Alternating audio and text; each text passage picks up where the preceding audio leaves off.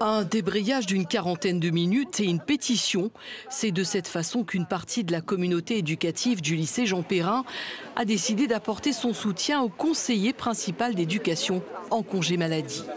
À la veille des vacances de mai, ce dernier a été menacé de mort par un élève.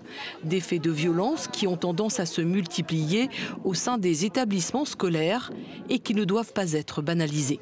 Il y a eu Samuel Paty qui est mort, Dominique Bernard qui est mort, des menaces constantes, des élèves qui sont de plus en plus entre guillemets turbulents, violents, surtout verbalement.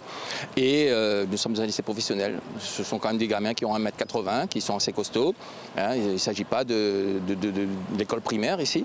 Et donc nous sommes obligés aujourd'hui, vu le contexte global, de prendre toute menace au sérieux. L'exclusion de 3 jours de l'élève n'est pas suffisante, martèlent les professeurs qui demandent en urgence la tenue d'un conseil de discipline.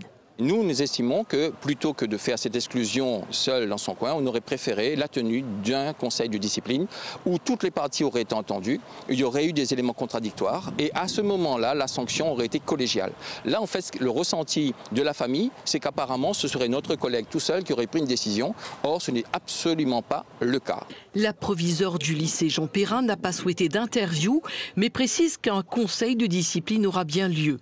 Le CPE demande de son côté la protection fonctionnelle de son administration pour réintégrer l'établissement.